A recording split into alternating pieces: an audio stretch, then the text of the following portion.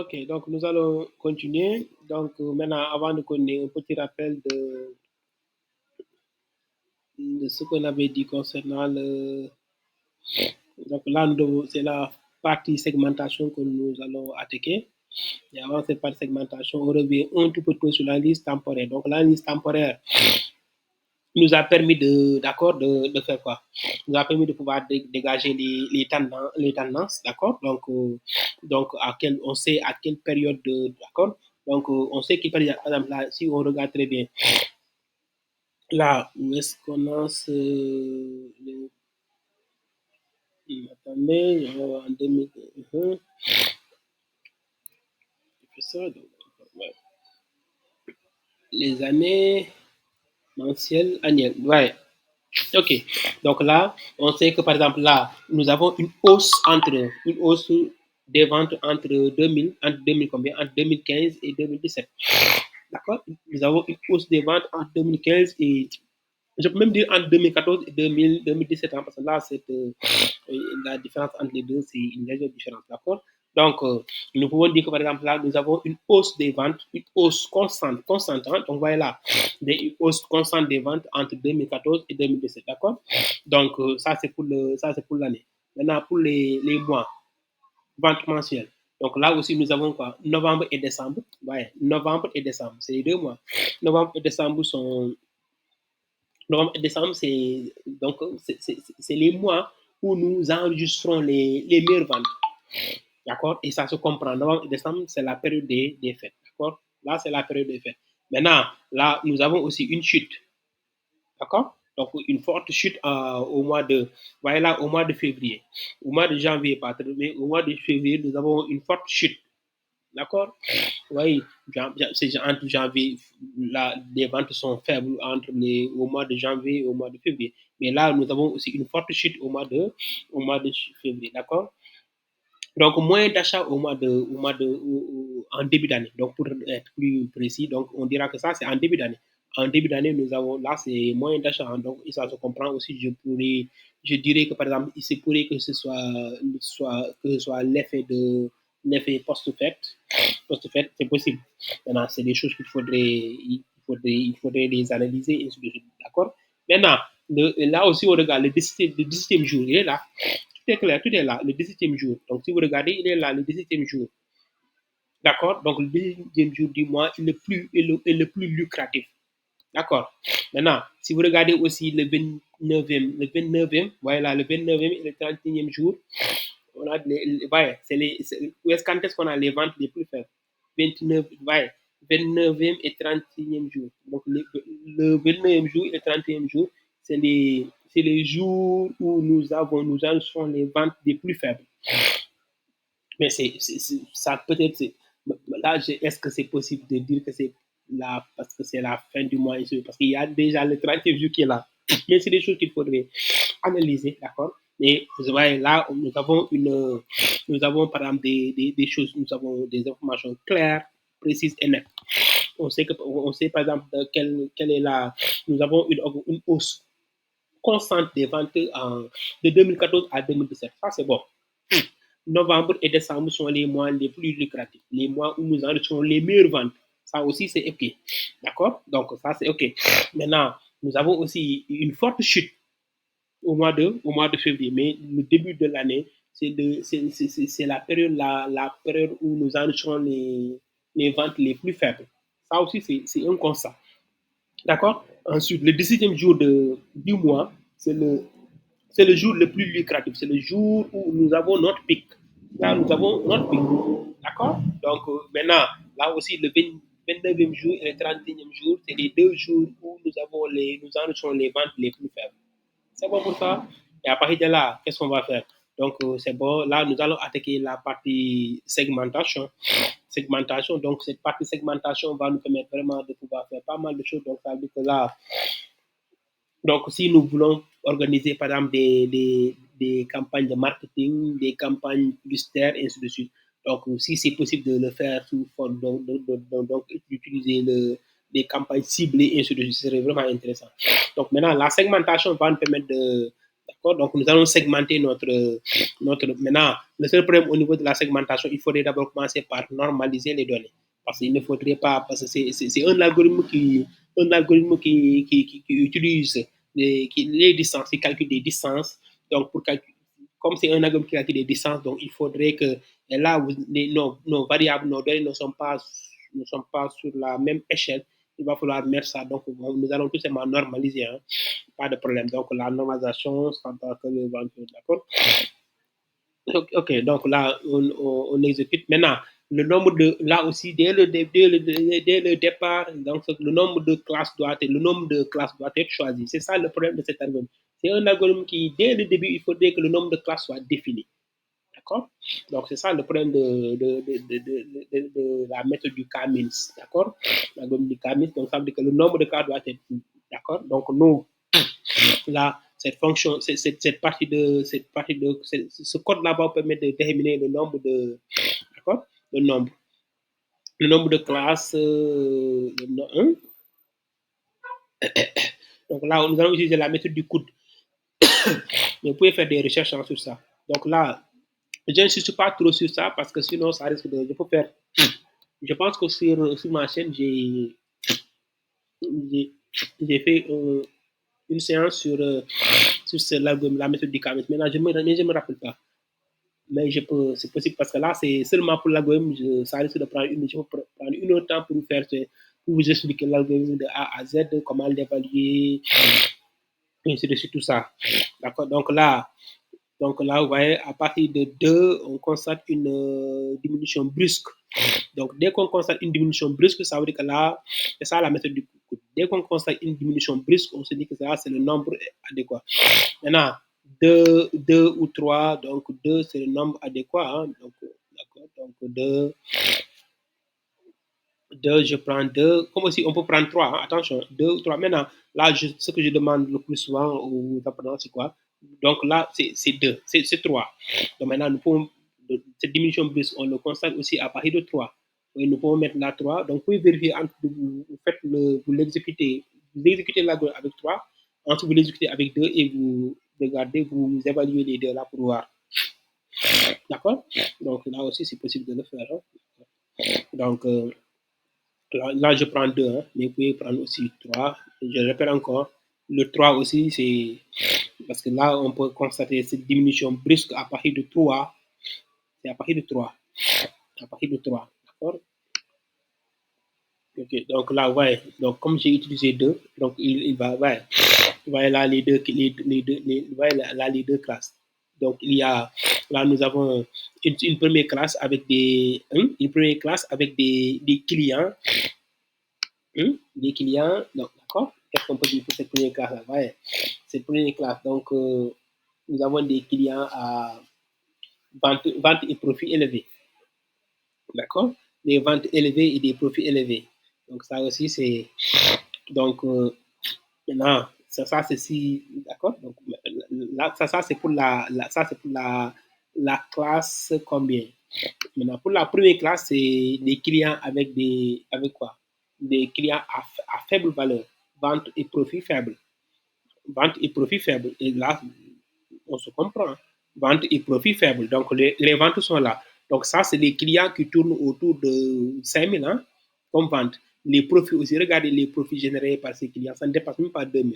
Maintenant, si on prend la classe numéro 1, la classe numéro 1, c'est des clients avec des ventes qui tournent autour de 5 000 à 10 000. À 10 000, avec des profits qui tournent autour de. Même s'il y a des. Attention, ça, c'est ça qu'on a. C'est des anomalies, c'est des problèmes. Il va falloir vérifier s'il y a. Parce qu'il y a des points qui sortent complètement. On a des individus isolés qu'il faudrait étudier. Donc là, c'est des anomalies. D'accord. D'accord. Donc là, c'est bon. Donc là, nous avons 2 cas. Maintenant, regardez, si je prends 3, là, maintenant, pour prendre 3, il suffit seulement de remplacer. Là, le 2, vous mettez 3 et vous réexécutez encore l'algorithme. Donc, cette fois-ci avec 3, regardez. Mais je ferai tout, si j'ai le temps, je ferai tout pour vous faire un agement, revenir sur les métriques, et ainsi de suite. Qu'est-ce que ça va vous permettre? Parce que si vous prenez entre 2 et 3, comment évaluer les deux pour savoir que c'est ça, et ainsi de suite. D'accord. Je reviendrai sur ça. Donc, voyez là pour 3. Donc, là, nous avons un premier groupe là avec de, qu'est-ce qu'on a? Revenu qui? Qu'est-ce qu'on a? Oui, oui, on a vente faible, profit faible. La vente moins, profit moins. Mais là, c'est des, qu'est-ce qu'on a? Vente élevée, profit élevé. D'accord? Ainsi de suite.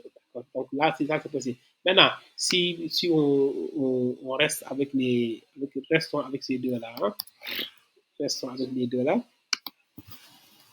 restons avec les deux-là.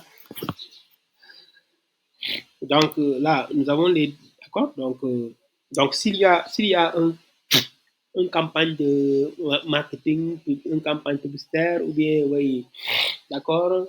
Donc, s'il y a, par exemple, là, oui, une promotion, donc ça veut dire qu'on sait très bien quel groupe, ouais, quel groupe doit être. Donc, ouais, là, c'est des clients qui sont comme des clients avec des ventes et des profits très, très élevés. Maintenant, là, il va falloir remobiliser ces gens-là. Ça, c'est d'accord. Il va falloir faire ce travail-là aussi, d'accord. Donc, là aussi, c'est, ouais, ouais, c'est des informations, c'est un, parce que des choses que nous pouvons faire. D'accord? Donc, parce que là, si vous regardez très bien, c'est des clients avec des ventes, c'est-à-dire qui dépensent moins, d'accord? Des clients donc, ouais, tout dépend de la solution que nous mettons en place pour récupérer ces clients, d'accord? Donc, tout ça, tout dépend des méthodes que nous allons mettre en place, d'accord? Donc, avec ces deux groupes-là, tout est calé, tout est clair. Okay? Tout est clair. Tout. D'accord? Donc, c'est des détails. Hein? Donc, là, vraiment, c'est des détails. Donc, si vous avez tout ça, le reste là, c'est vraiment. J'espère que tout est OK. D'accord? Donc, est-ce que tout est OK? Je pense bien que tout est OK. Donc, là, c'est bon. Donc, comme nous parvenons à faire quoi? Nous parvenons à identifier nos deux groupes. Donc, ça, c'est bien. Donc, ça, c'est très bien. Donc, maintenant, je ne sais pas si je dois continuer, terminer complètement ça pour ne pas que, oui, attendez, je vais continuer pour terminer tout ça. Hein, d'accord? Éviter. Donc, c'est bon. Maintenant, nous voulons mettre en place un modèle qui va nous permettre de prédire les ventes. Donc, pour mettre un modèle qui va nous permettre de prédire, donc, la variable cible, c'est les ventes. Donc, les ventes. Hein?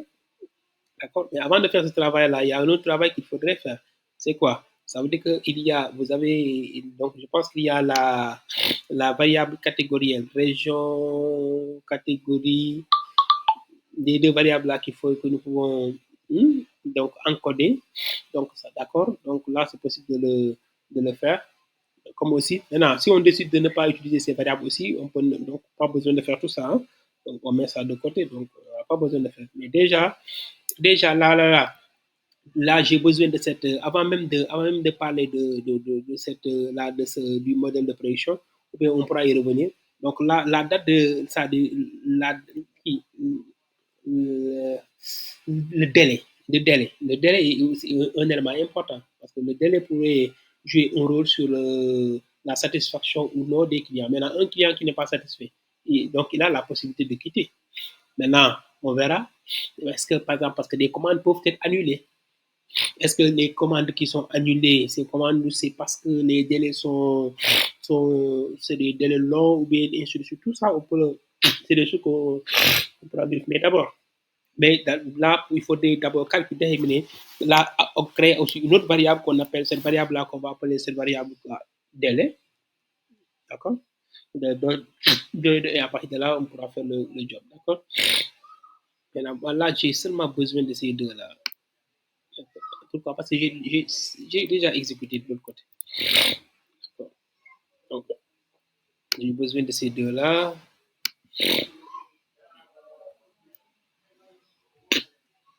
D'accord? Ok, et à partir de là, donc le reste là, c'est bon, pas de souci, d'accord? Donc, donc là, on règle le problème, donc j'exécute, c'est bon ça.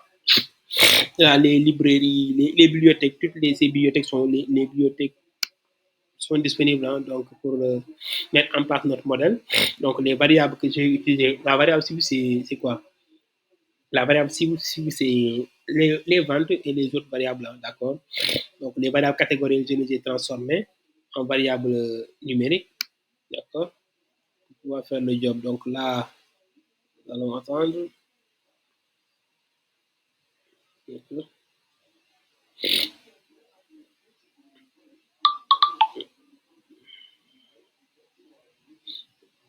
Ok, ok, ok. Donc, ouais, là, ouais, donc les autres là, vraiment, il y a pas seulement le modèle de régression. Donc, j'ai mis en place les autres. Voilà, le modèle de régression linéaire, random forest, et ainsi de suite. Donc, c'est tout ça. Maintenant, là, nous allons vérifier quel est le modèle le plus performant, et ainsi de suite. D'accord? Donc, là, vous regardez un visuel qui permet, voilà, le modèle avec les meilleures performances, c'est quoi? C'est le modèle Random Forest. Donc, pour la régression, maintenant, regardez la régression linéaire. Le R au carré pour la régression linéaire, c'est moins 1. Donc, ça veut dire que les variables que nous avons utilisées les variables ne donnent pas suffisamment d'informations pour pouvoir prédire les ventes. Donc, avec le modèle, avec la régression linéaire, donc ça veut dire que l'algorithme ne capte pas suffisamment d'informations. Mais c'est bon pour le random forest, on est à 56,7%. C'est bon, le random forest, c'est bon.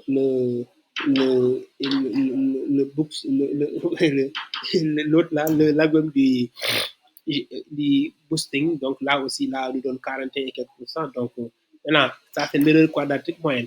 Avec oui, le random forest, nous avons le quadratique plus faible par rapport aux autres. D'accord?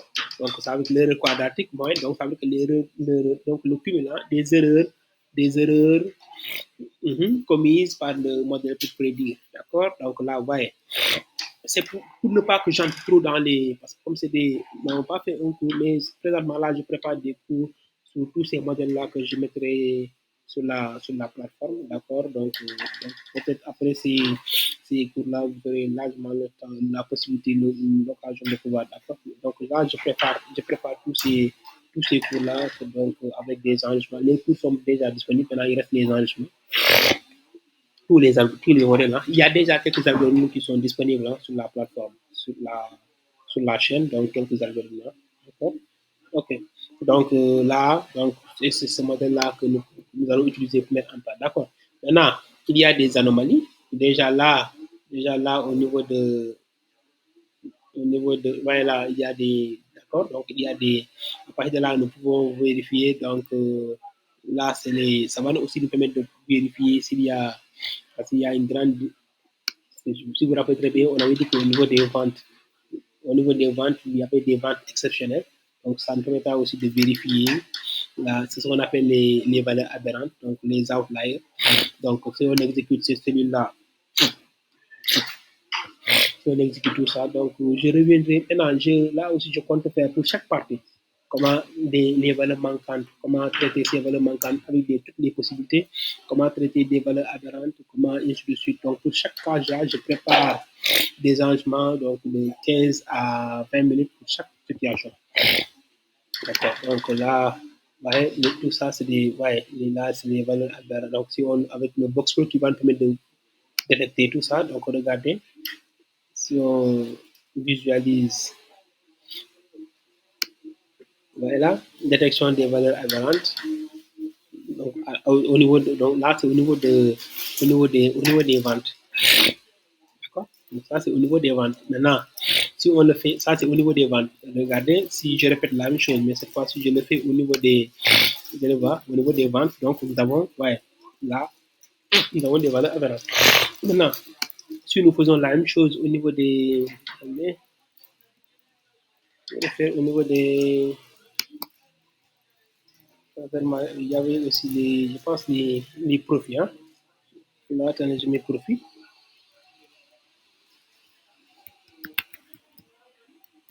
profit. Nous pouvons faire la même chose aussi pour les quantités.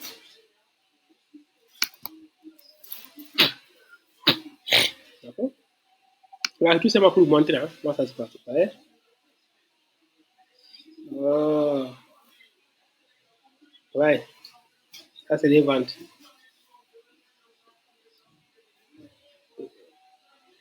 Là, c'est les. Ouais. Parce que le problème au niveau des profits, c'est quoi? Nous avons des profits, ouais, des profits négatifs et des profits positifs. Voyez là, qui sortent complètement, qui sont, voyez là, c'est possible. Maintenant, quantité aussi, on peut le faire. Donc, je mets là, quantité, c'est facile. Et là, vous allez pouvoir détecter ces valeurs. Donc, quantité, vous exécutez. Ouais. Là aussi, nous avons quelques. Ouais. Quelle quantité. C'est bon pour ça. Là, vous avez quelle quantité. D'accord? Donc, OK. Donc, là, c'est bon. Donc, c'est là, c'est pour détecter ces valeurs. Maintenant, là, nous allons parler du profit. Donc, le profit. Et donc, calcul du profit et de la marge par produit. Hein. D'accord? Donc, ça, on exécute. L'idée, c'est de pouvoir afficher quels sont les top 10 des produits les plus rentables, et ainsi de suite. D'accord? Donc, pour chaque profit, donc, ça veut dire que là, là, on va faire une agrégation. D'accord? Donc, si on exécute, donc, à partir de là, qu'est-ce qu'on a? Donc, on crée une nouvelle colonne. Cette colonne-là qu'on appelle la colonne marge bénéficiaire. D'accord? Donc, à partir c'est en pourcentage. Donc, si on exécute, vous allez voir ce produit. Mais on va y revenir. Maintenant, là, moi, ce qui m'intéresse, c'est d'afficher les top 10 des produits les plus rentables. Ouais, les produits les plus rentables. D'accord? Donc, ça, c'est bon. Là, on affiche. Oh, là. Regardez les produits les plus rentables. Donc, ouais, avec les pourcentages. Donc, avec profit, donc là, donc combien? 40%. Quantité, donc ça dit que là, ouais, tout est bien, bien défini. Maintenant, qu'est-ce qui nous permet de mettre tout ça sous ce. Donc, voyez là le tableau. Le tableau, voyez là, voyez là au départ. Là, total, d'accord? Total vente, total profit, c'est bon? Ensuite, total quantité, donc total vente, total profit, total quantité. Ensuite, c'est bon? Donc, c'est tout ça qu'on lui a demandé à ce qu'il affiche. Donc, là, c'est réglé. Et ensuite, à partir de. Donc, ça veut dire que là, on crée. Voilà, on crée. Qu'est-ce qu'on a créé là? On crée, par exemple, là, notre variable produit profit. D'accord? Où nous allons. Donc, le produit net. Donc, le produit net. Donc, ça veut dire que là, le nom du produit. Ensuite, il va agréger. Donc, tous les autres là, il va agréger. D'accord? Donc, pour le total, donc il va le faire pour le total, donc les ventes, la somme, le profit, la somme, quantité aussi, il va faire la somme. Donc, c'est ce qu'il a fait. D'accord? Donc, là, il règle le problème. C'est bon? Ensuite, on ajoute, par exemple, cette variable, la profit, donc profit marginal, donc ça va là, là, là. Bon, on a vu ce problème à partir de là, donc on crée cette nouvelle variable-là. Donc, et pour chaque produit, on sait quel est le pourcentage hein, le pourcentage de quoi de bénéfices. D'accord? Donc 40%. D'accord? Euh, d'accord? C'est clair. Donc là, 40%, c'est le produit le top, le top, parce que là, c'est le top 10. Mais ça, c'est le produit le plus vendu. Quand donc, image, et ainsi de suite. Donc, avec combien? Quantité 20. Nous avons vendu 20. Et là, le problème, c'est quoi? Si là on a vendu 20, là c'est 31, là c'est 38, c'est parce que le produit unitaire, le prix unitaire de ça est supérieur à ça, aux autres. Donc c'est la raison pour laquelle donc, on est à 40 et quelques pour cent. Donc là, mais vous avez le top 10. D'accord? Mais le top 10 des meilleurs produits marge bénéficiaire. D'accord? Donc là, nous avons top 10 des produits les plus rentables. Les produits les plus rentables sont là. Donc là, c'est top 10 des produits avec les meilleures marges bénéficiaires.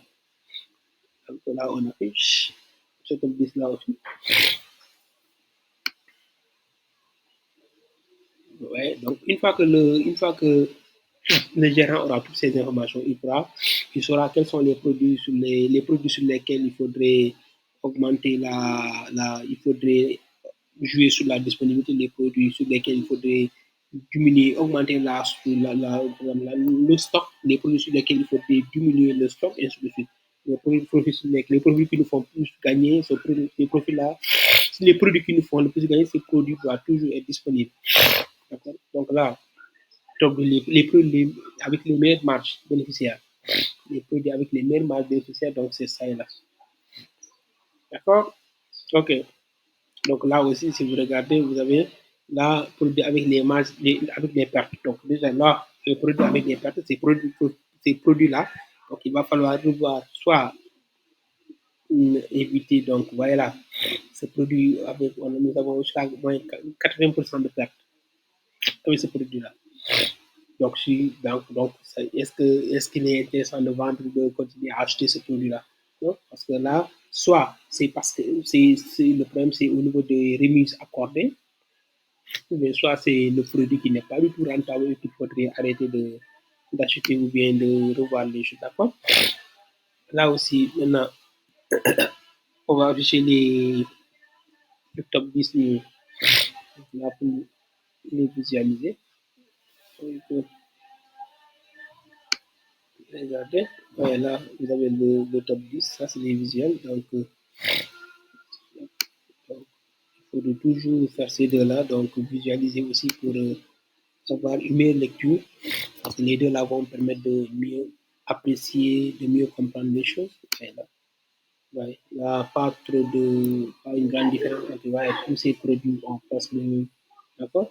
Donc là, c'est le top 10 des produits avec meilleure marge bénéficiaire. Donc presque tous ces produits-là ont les mêmes marges bénéficiaires. Hein. D'accord. Là, là, vous avez Là, vous avez quoi encore? Donc, avec les pertes. Ouais, donc là aussi, c'est pour les visualiser. Hein. Et après, à partir de là, donc, les produits avec les plus de pertes, donc, ouais, c'est pour là, d'accord? C'est des produits qu'il faudrait. Là, il va falloir revoir les choses tous parce que c'est des produits avec énormément de pertes. Maintenant, l'impact des délais de livraison. Déjà, là, je calcule le délai de livraison. Délai de livraison, date de, non, délai, oui, délai, donc ça veut dire que date de livraison moins date de commande. On aura notre délai de livraison. Et à partir de là, donc, regardez, on va voir, donc le délai moins est égal à combien, donc je vais exécuter ça. Donc là c'est pour le point describe, c'est pour faire l'analyse, un résumé statistique. Voilà, ok. Donc, ouais, le délai moyen est de combien? Presque 4 jours. Le délai moyen est de presque 4 jours. Hein. Donc, il y a, il y a 75% qui ont moins de 5, oui, 75% des commandes qui ont un délai de livraison de moins de 5 jours. 75%, moins de 5 jours, d'accord? Donc, il y a des commandes qui vont jusqu'à 7 jours. Il y a des commandes avec un délai de... attention, ça c'est énorme. Maintenant, ce délai long-là peut causer des problèmes. Parce qu'il se pourrait que, par exemple, là, et ça, il faudrait l'étudier. Pour voir est-ce que ce délai-là a un impact sur les... D'accord? D'accord? Est-ce que le délai, la listogramme des délais de livraison, d'accord? Ouais, tout est lié. Tout est lié. Tout est lié. Ouais, le délai moyen, c'est 4. 4, d'accord? 4, le délai moyen. La majeure partie des commandes ont un délai de moyen de 5 jours. Hein. Ça aussi, il faudra le comprendre. Donc, le délai moyen, c'est 4, et ainsi de suite. Maintenant, l'impact des délais sur l'impact du délai de livraison sur le profit. Attention, est-ce que plus on va, mais le visuel va nous permettre, donc voilà, on exécute, on va voir. Est-ce que le visuel va nous donner? Est-ce qu'il y a une corrélation entre, voilà, ouais. est-ce que le délai de livraison a un impact sur le profit? Oui, il y a des profits négatifs. Il y a des profits négatifs. Maintenant, quand on parle de profits négatifs, c'est. Après, on va voir qu'est-ce qu'il y a. Oui. C'est. Hmm.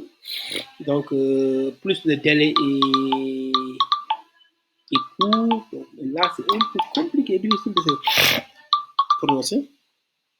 Là, on va. Oui. Donc là, l'impact direct sur le profit. Donc le profit est là, voilà le profit. Ok. Donc pour le délai de 7 jours, donc ça, déjà là, là on a des profits négatifs. Donc le délai moyen de 4 jours, déjà, délai moyen de, donc jusqu'à moins de 4 jours, donc le zéro est là, donc ça, plus le délai est, oui, il y a une petite corrélation, faible corrélation pour des délais courts. Donc, le profit, ça joue un rôle sur le profit. Donc, nous pouvons dire, c'est pour dire que par exemple, là, si que le délai soit, que le profit soit un tout petit peu, c'est-à-dire si le délai est long, peut-être la commande est annulée. Donc, du coup, ce qui fait que ce qui pourrait jouer un rôle sur ce qui pourrait influencer le profit. Ça aussi, c'est d'accord.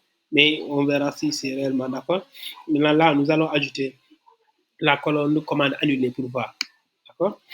Parce qu'à partir de là, il se pourrait que ce soit. Oui, là, je viens de formuler une hypothèse. Maintenant, que nous allons vérifier. D'accord.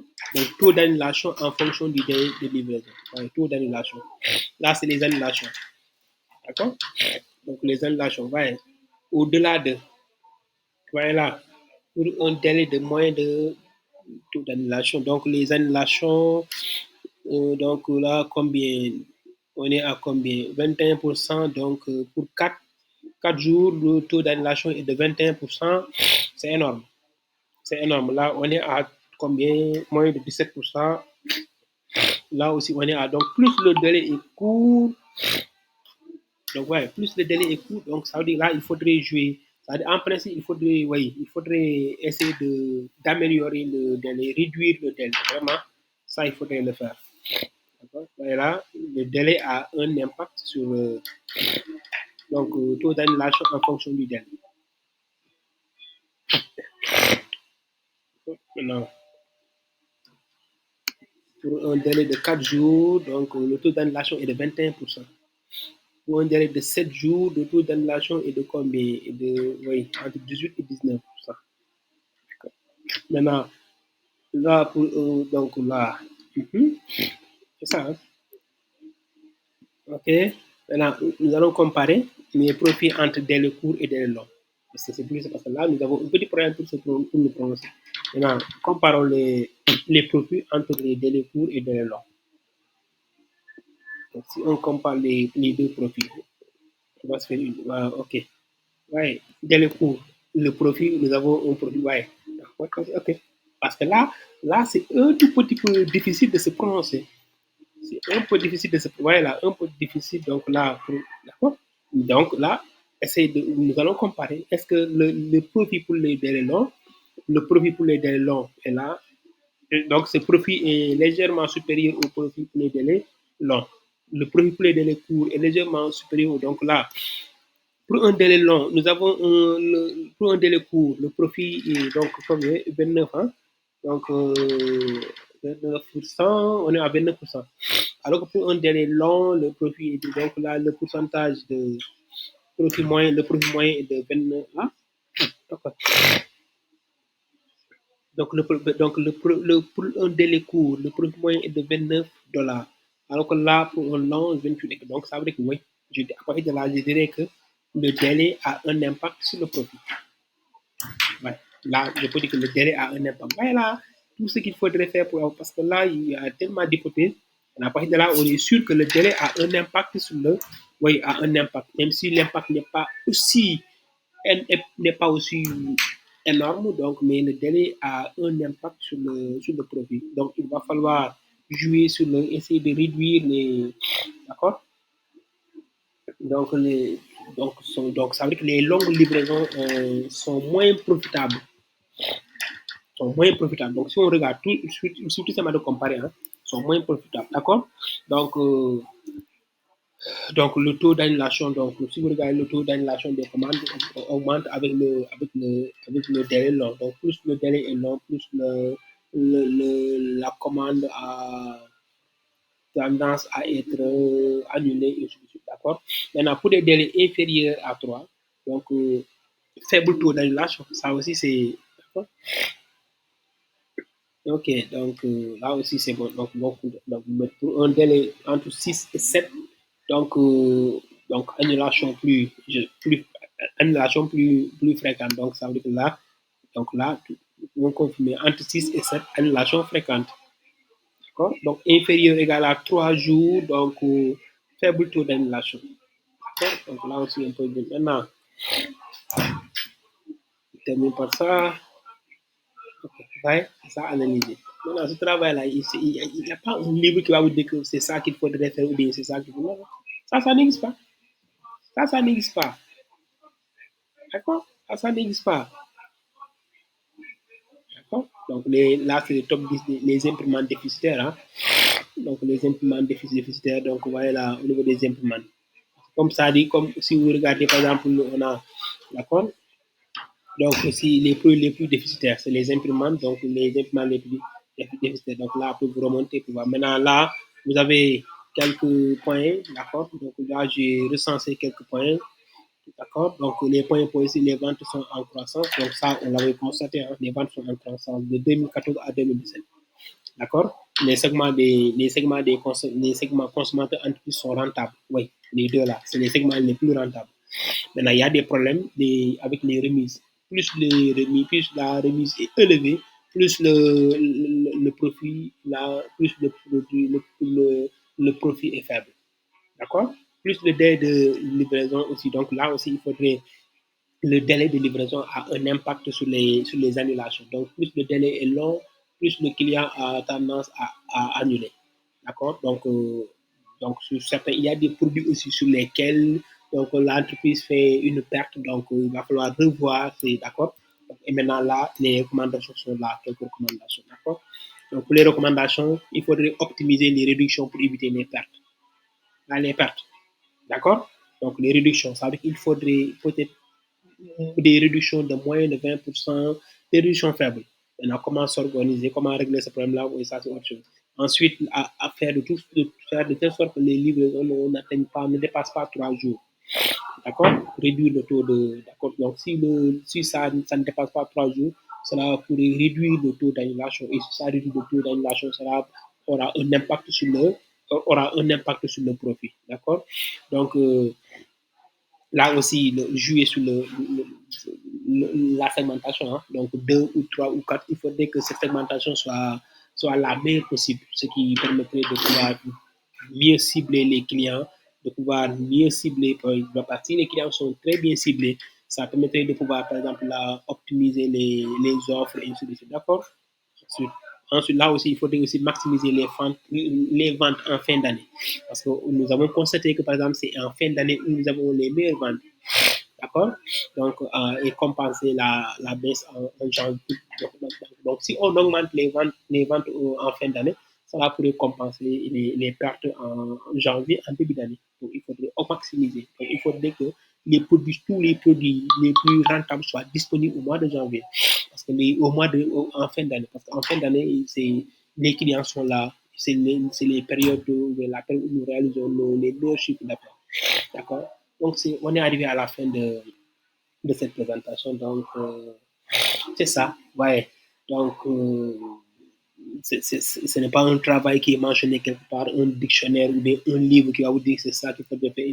Il faudrait s'adapter. Vous voyez là, on avait quelques problèmes pour apprécier, donc il va falloir faire donc, et c'est ce qui nous a poussé à faire, parce que c'était un peu compliqué, difficile de se prononcer concernant le taux d'annulation par rapport donc il va falloir à partir de là nous envisager, donc ça veut dire que la suite après l'analyse exploratoire. Donc, l'analyse exploratoire, c'est la première étape. Après l'analyse exploratoire, c'est cette analyse exploratoire qui va vous orienter, qui va vous guider. Donc, la suite va dépendre de ça. D'accord? Donc, c'est ça le problème. Donc, essayez répéter là cette même chose une fois, donc ça ira. Donc, merci, on est arrivé à la fin. Donc, le samedi, nous ferons une présentation avec notre ensemble de données, donc avec d'autres problèmes. Peut-être si on prendra des données médicales ou bien des données bancaires pour faire une autre analyse et dégager d'autres pistes, d'autres axes d'amélioration. Ainsi de suite. Merci beaucoup et à très bientôt. Merci.